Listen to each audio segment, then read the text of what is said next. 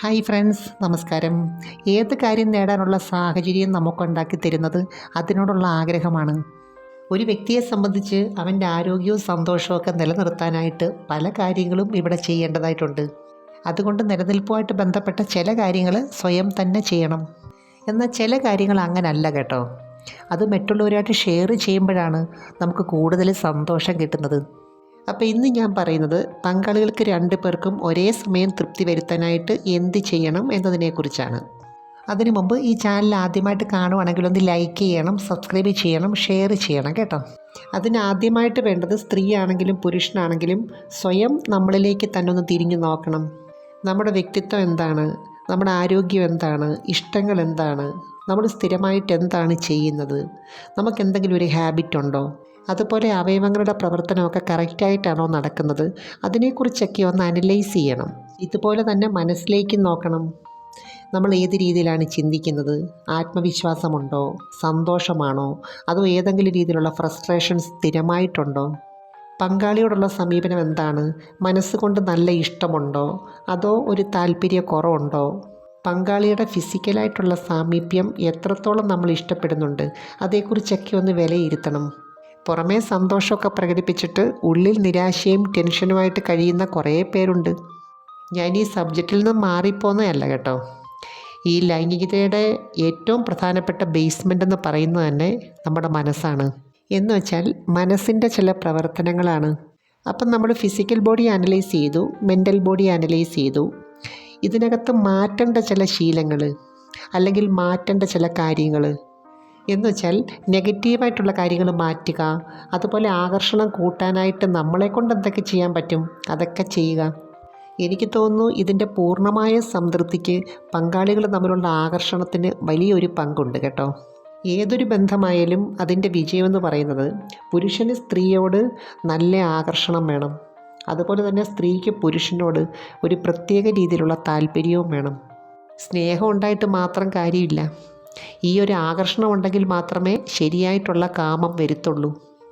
എന്നാൽ സ്ത്രീക്ക് താല്പര്യം തോന്നണമെങ്കിൽ പുരുഷൻ്റെ സ്നേഹം, കെയറിങ്, കഴിവ് ഇതൊക്കെ വളരെ പ്രധാനമാണ്. എപ്പോഴും എന്തിലെങ്കിലും കഴിവുള്ള പുരുഷനോടാണ് സ്ത്രീക്ക് താല്പര്യം തോന്നുന്നത്. ഞാനിത് പറയാൻ കാരണം രണ്ട് വ്യക്തികൾ തമ്മിലൊരു കെമിസ്ട്രി ഉണ്ട്. അത് കറക്റ്റ് അല്ലെങ്കിൽ പിന്നെ എന്തൊക്കെ ചെയ്തിട്ടും ഒരു കാര്യവുമില്ല. അതുകൊണ്ട് പരസ്പരം ഇറിറ്റേഷൻ ഉണ്ടാക്കുന്ന അല്ലെങ്കിൽ ഇഷ്ടമില്ലാത്ത എന്തെങ്കിലും കാര്യങ്ങളുണ്ടെങ്കിൽ രണ്ടുപേരും മാറ്റാൻ നോക്കണം.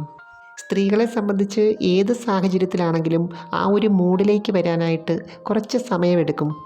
എനിക്ക് തോന്നുന്നു തുടക്കത്തിൽ ചുംബനങ്ങൾക്ക് ഇത്രയധികം പ്രാധാന്യം വരാൻ കാരണം ഈ സമയത്ത് ഉൽപ്പാദിപ്പിക്കുന്ന ചില ഹോർമോണുകളാണ്.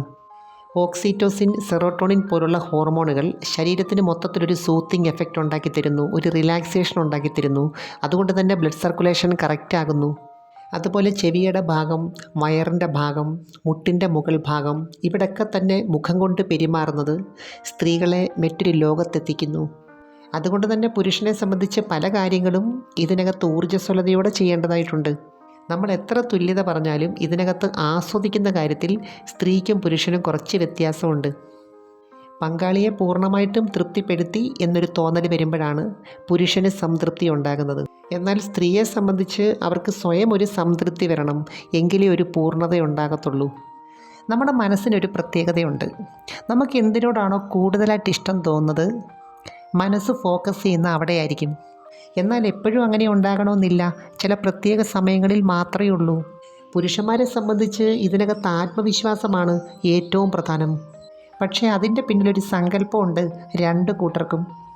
പുരുഷൻ ഇതിനകത്ത് ആത്മവിശ്വാസം വർദ്ധിക്കുന്നതിന് പല കാരണമുണ്ട്. സ്ത്രീ പങ്കാളിയുടെ പെരുമാറ്റം, അവരുടെ സംസാര രീതി, റെസ്പോൺസ് അതിനെ വളരെയേറെ സ്വാധീനിക്കുന്നുണ്ട്. അപ്പോൾ ഇതിനകത്ത് ഓർക്കേണ്ട ഒരു കാര്യം, കൂടുതൽ പെർഫെക്ഷൻ നോക്കേണ്ട കാര്യമില്ല. ഏത് കാര്യമാണെങ്കിലും പ്രാക്ടീസ് കൊണ്ടാണ് അത് പിന്നീട് പെർഫെക്ഷനിലേക്ക് വരുന്നത്.